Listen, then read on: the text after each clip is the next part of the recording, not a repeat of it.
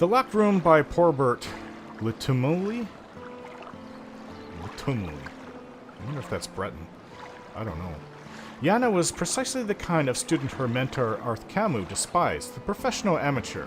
He enjoyed all the criminal types who were his usual pupils at the stronghold, from the common burglar to the more sophisticated blackmailers, children, and the young people with strong career ambitions with which the art and science of lockpicking could always facilitate. They were always interested in simple solutions, the easy way, but people like Yana were always looking for exceptions, possibilities, exotica. For pragmatists like Arth Camus, it was intensely vexing. The Red Guard maiden would spend hours in front of a lock, prodding at it with her wires and picks, flirting with the key pins and driver pins, exploring the hull with a sort of casual fascination that no delinquent possess. Long after her fellow students had opened their test locks and moved on, Yana was still playing with hers. The fact that she always opened it eventually, no matter how advanced a lock it was, irked Arth Camus even further.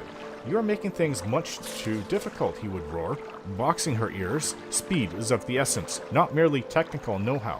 I swear that if I put the key to the lock right in front of you, you'd still never get around to opening it." Yana would bear Arth Camus' abuse philosophically. She had, after all, paid him in advance. Speed was doubtless an important factor for the picker trying to get somewhere he wasn't supposed to go with the city guard on patrol behind him, but Yana knew it wouldn't apply to her. She merely wanted the knowledge. Arth Camus did everything he could think of to encourage Yana to move faster. She seemed to perversely thrive on his physical and verbal blows, spending more and more time on each lock, learning its idiosyncrasies and personality. Finally, he could bear it no longer.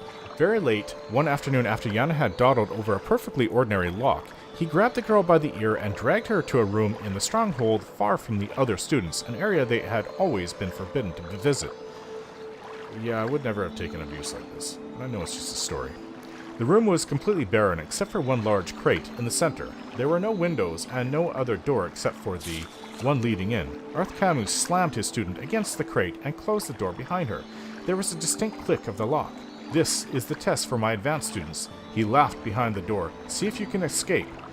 Yana smiled and began her usual slow process of massaging the lock, gaining information. After a few minutes had gone by, she heard Arth Camus' voice again call out from behind the door.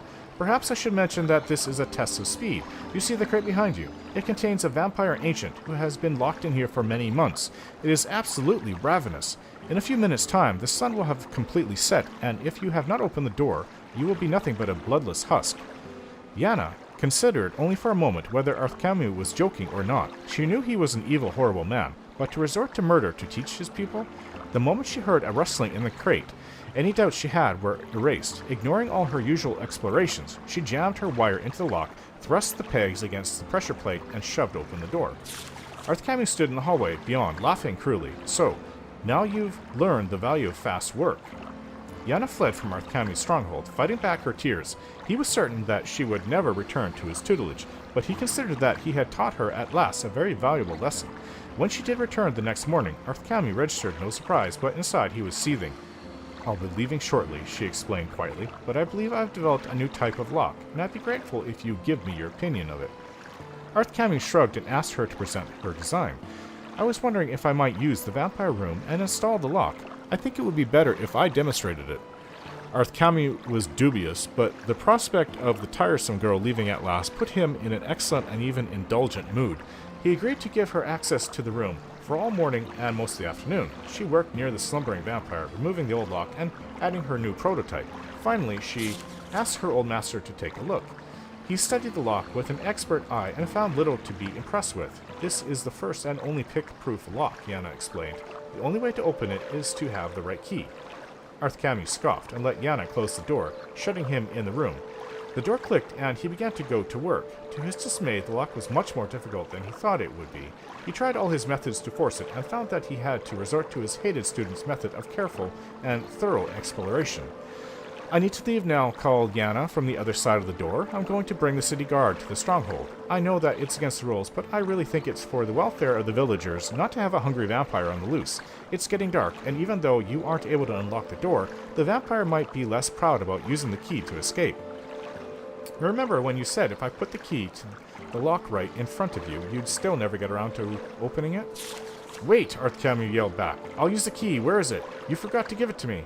But there was no reply, only the sound of footfall disappearing down the corridor beyond the door. Camus began to work harder on the lock, but his hands were shaking with fear.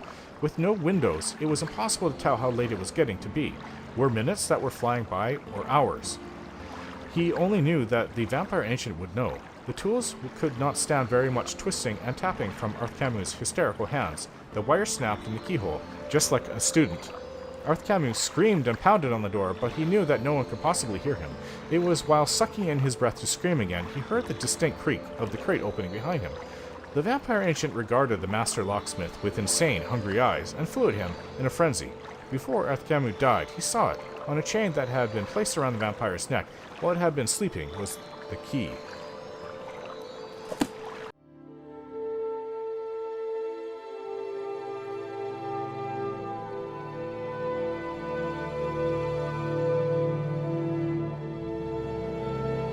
Don't forget to like, share, and subscribe.